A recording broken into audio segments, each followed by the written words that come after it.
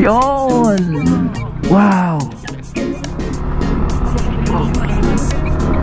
For all yata itong pool na ito eh. So ang maganda dito kasi kung titingnan ninyo, overlooking yung bundok na yun, oh. Ayun, oh, ayun, oh. Kita nyo na, ayun, yun.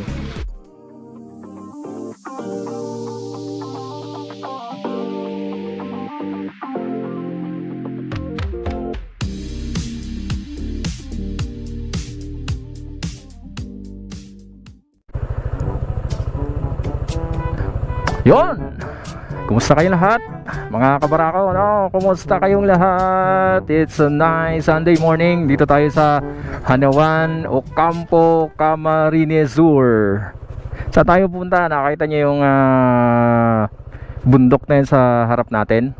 Yun yung Mount Isarog, mga kabarako. Tara, may pupuntahan tayo dyan. Let's go! Let's go!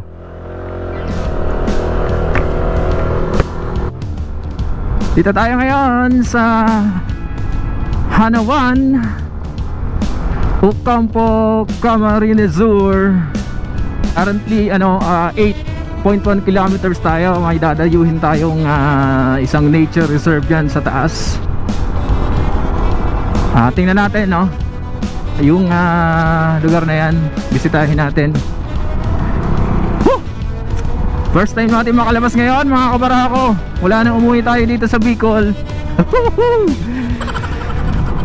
Wow! Ang luwag ng kalsada. Medyo paakyat ito, no? Tetesting na rin natin yung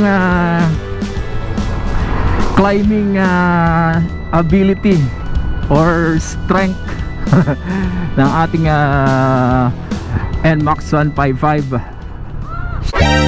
Sa ang NMAX 155 sa mga akyatan, mga kabarako, ay puro tubuhan.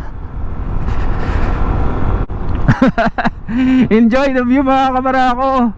Dahil na tayo paakyat para na-enjoy natin yung ganda ng lugar, no? Wow, tingnan nyo.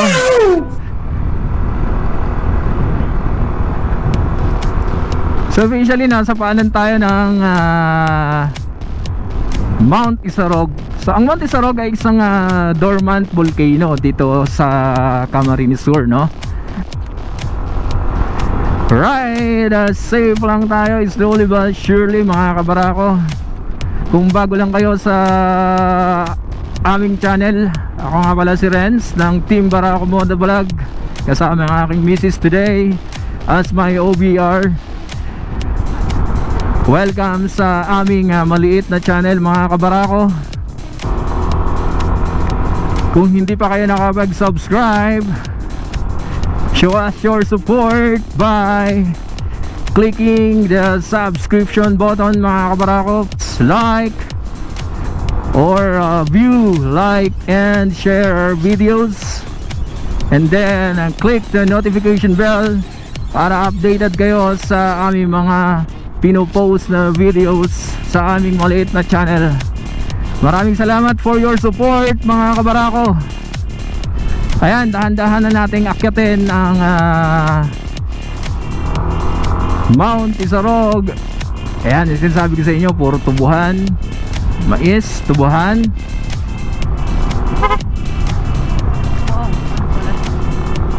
So far, no, sisiw pa naman. Dito yan. Tingnan natin doon sa Wala medyo lang yan. matatarik na, no? Ingat lang tayo kasi wala yata mga harang dito eh. So focus on driving muna tayo, mga kabarako. Though meron naman mga signages, pero puro blind spots. Pwede rin pa rin dito mag-banking. Banking but slowly lang, para feel na feel mo.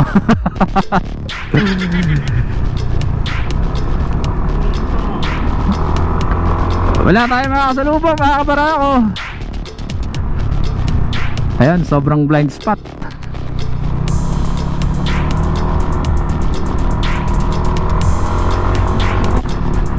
Yun! Wow!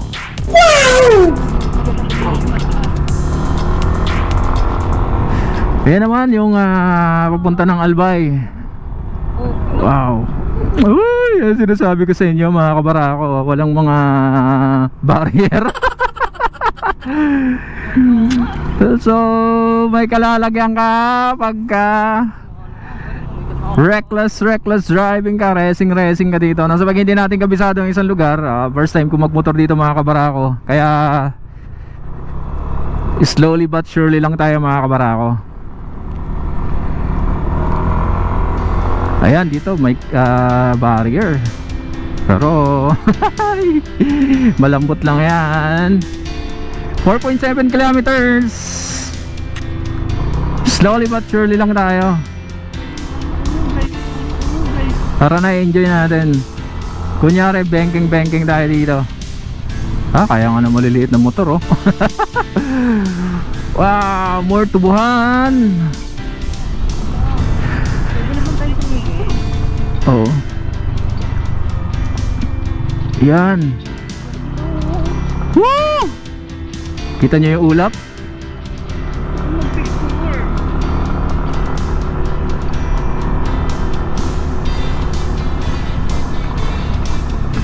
Dahan-dahan lang tayo para na-enjoy natin ang view.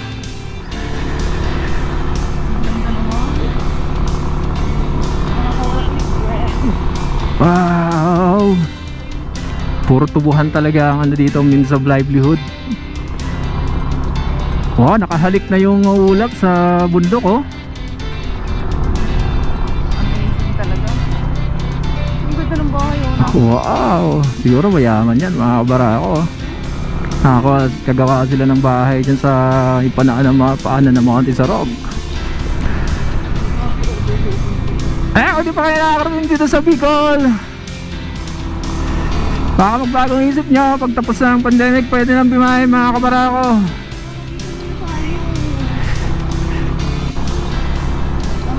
Ay, mga bahay din pala dito. Ayan. Dito sa ganitong lugar, ang primary means of transportation ay mga motorsiklo. Slowly lang tayo kasi napaka-blind. Ayan, oh. Mataas na.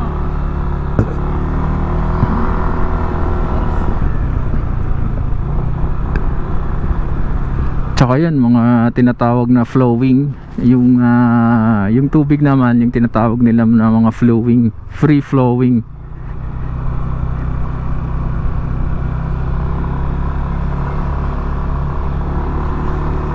Meron din palang community dito, no? Parang sa palagay nyo, kayo ba kaya nyong mabuhay sa ganitong kalayong lugar? Tapos araw-araw ng buhay mo aakyat at papanaog ka ng bundok araw-araw ng buhay mo. So big salute sa mga nakatara dito sa lugar na ito. As expected, medyo may kahirapan ng buhay sa mga ganitong lugar. Buti nga abot na rin ng kuryente, eh. Ayan, may mga kuryente na rin.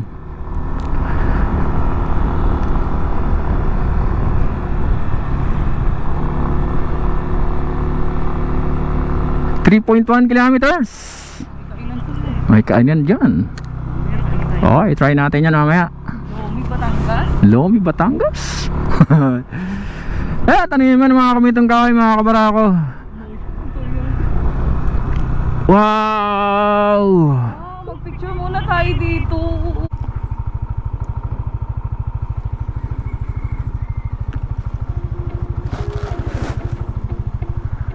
Nakakatanggal ng di mo ma-explain yung pakiramdam mo pagka mga nasa ganitong lugar ka mga kabarako. Ibang iba ito sa mga lugar na makikita mo sa city, no? Saka sa mga highly urbanized na area. Dito napakasimple ng buhay.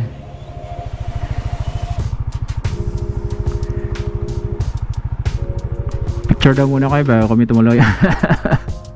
Kasi talaga nakaka-tempt talaga mag-take ng maraming picture sa lugar na ito, eh. mga kabarako, tuloy na tayo. 3 kilometers. Oo. Picture muna tayo. Parang gusto kong bumili ng saging dyan mamaya pag daan natin. Bili tayo ng saging. Ang init ng panahon, nagpawisan ako doon. So landslide prone area dito. So yeah, take extra care pag paakyat tayo dito, lalo pag maulan. Hindi naman pag ganitong maaraw, medyo safe tayo sa mga landslide, no? Pero syempre mas maigi na rin yung doble ingat tayo sa mga ganito. Landslide nga eh. Ayan, ako gaya niya ito, oh. Walang cover eh. Wala kasing cover eh. Talagang prone sa landslide yung mga ganyan mga kabara ko. 2.2 kilometers away tayo. Let's go. Wow, Ang taas. Kanina galing tayo doon sa baba. Galing tayo doon. 6.5 hours later. Dala mo yung gano'n mo?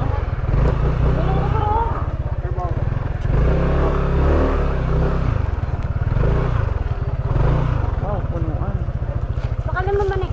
Hindi na po ang ano? Hibiscus Camp? Hindi na. Ayan. Dito tayo sa ano, Hibiscus Camp. Pasok muna tayo.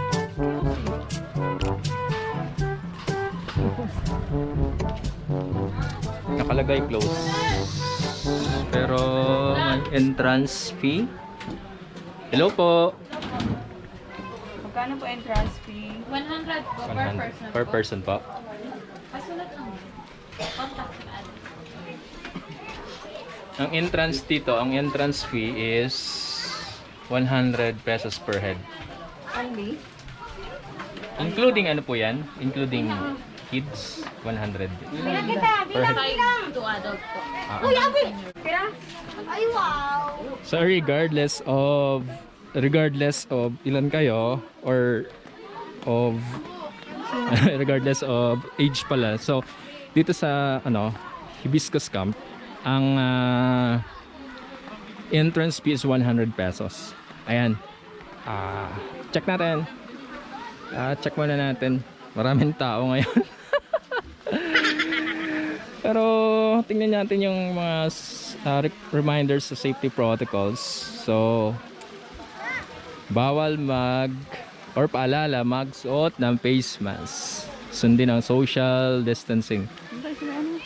Ayan. So silipin muna natin yung kanilang pool. Lagyan mo sa busa.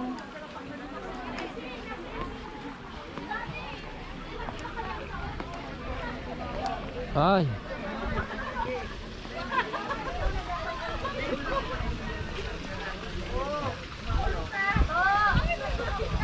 Ito yung kanilang pool. Wow!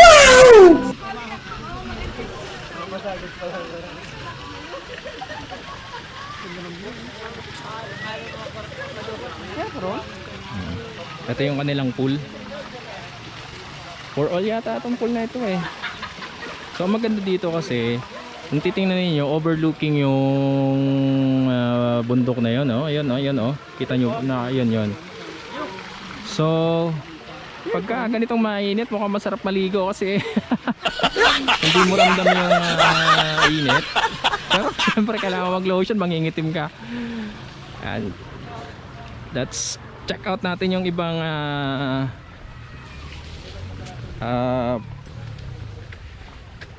amenities dito sa Hibiscus Camp. Oh. Cool.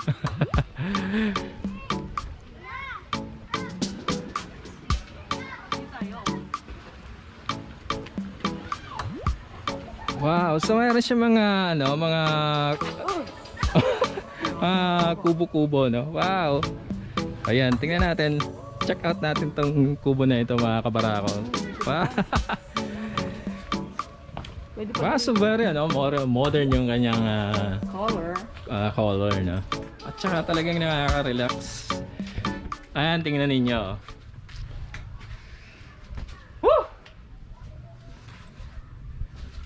So, hindi kasi namin alam. Ito pala ay swimming, ano pala to, parang isang resort. Sana nagdala tayo ng swimming trunks. Hindi. Wala talaga tayong plano mag-swimming mga kabarako kasi scout lang tayo ng mga lugar na pwede natin dayuhin dito sa Kamsur. And then kapag medyo buwelo yung panahon, pwede nating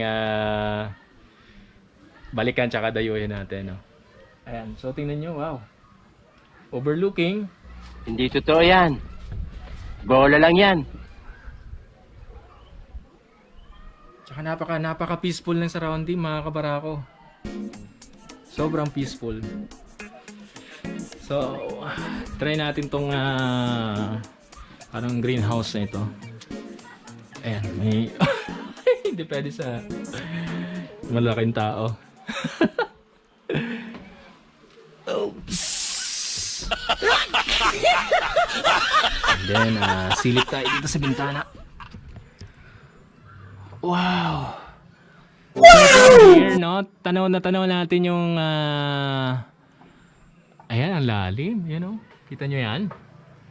Tsaka yun, may isang resort pala doon, hindi masyado tinatao. Parang gusto kong puntahan yan. Dito, ang daming tao. Siguro dahil Sunday ngayon, no? Wow! So, dito muna tayo.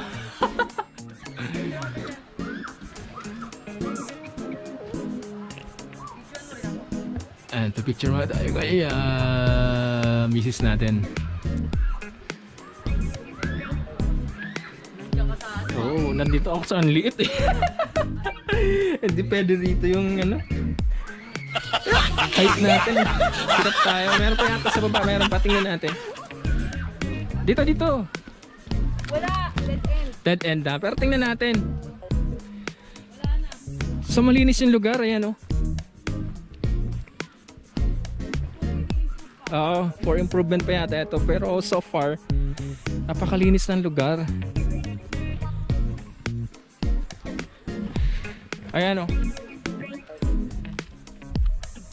So pag na-develop pa siguro itong lugar na ito, sobrang ganda dito. Kasi ang ganda ng tanawin niya. So nakaka-relax, nakaka-comfort. Tingnan ninyo, oh, ayan, oh. Ayan.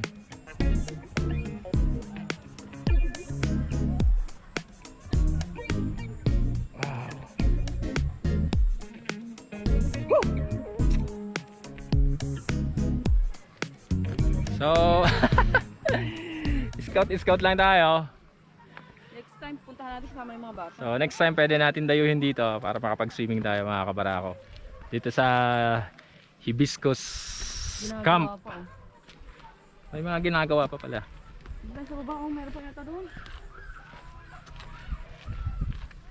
Ang daming nagsiswimming. Daming nagsiswimming. Hindi ganun katapang yung ano natin dyan.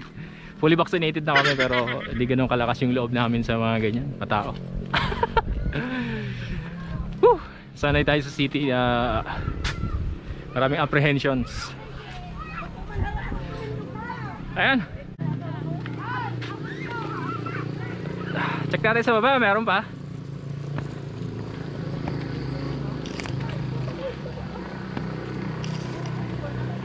Swimming pool lang kita, babe.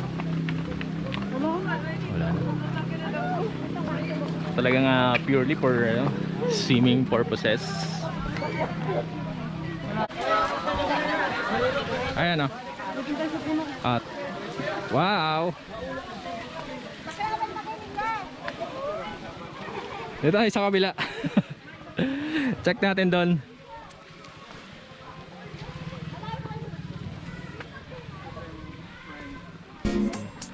Ang init ng ano natin. Ang init ng ruta natin mga kabarako. Wow. So check this out. Isang malaking puno. Kasya yata ito eh. Tapos merong viewing deck. Woo!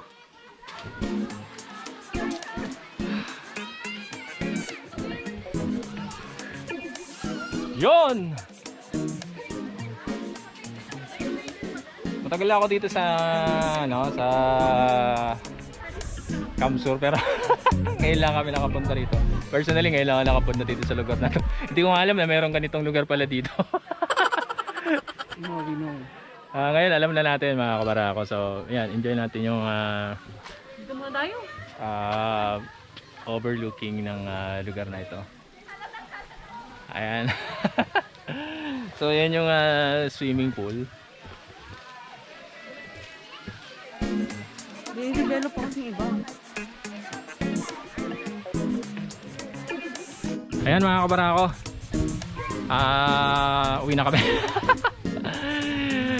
Hindi tayo hindi mo tayo magsiswimming eh. Nag-scout lang muna tayo. So, ay meron pa pala dito. Ayan oh. Meron pa pala oh. Ayan. Meron pa pala ritong ibang ano. So bago tayo umuwi, tingnan muna natin itong mga kubo dito sa taas.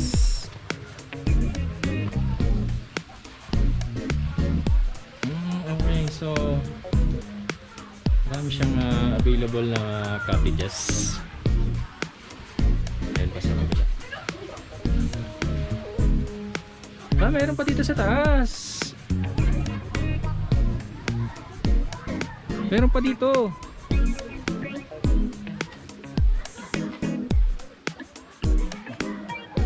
Nakalock siya.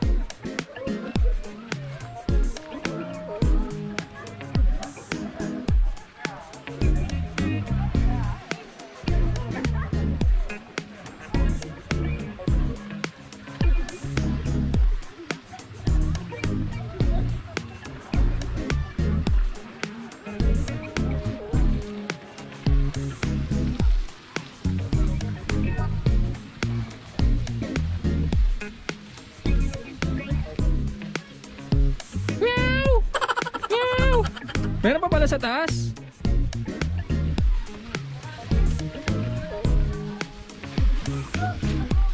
Magkapalit po na ang battery. Meron pa pala sa taas. Hindi ko alam kung pwede siyang ano, pero pwede, may ano doon eh. Magkapalit po ng battery. Sige na. Dito tayo. Mangin-hangin. Meron pa pala sa taas. As in, marami. Bago kami umalis, pupuntahan muna natin. Check muna natin yung sa taas. Meron pa pala. Sabi ko na nga ba Pero eh. ito lang pinaka-ano niya. Ito lang yung pinaka niya, para open for general public. Pero pwede rin siguro yung taas doon. May pool din doon? Wala. Pauwi na sana kami kaso nakita namin meron pa pala dito sa taas. Meron pa ditong mga rest houses. So kumakit muna kami bago namin. Bago kami umuwi. Ayan.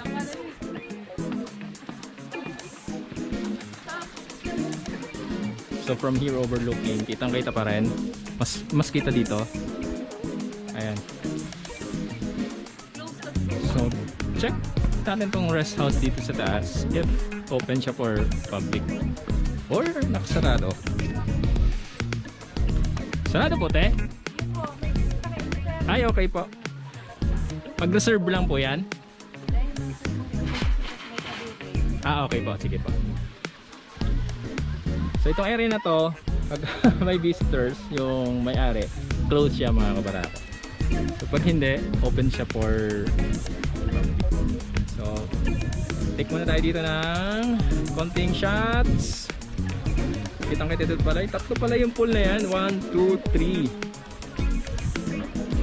Ayan.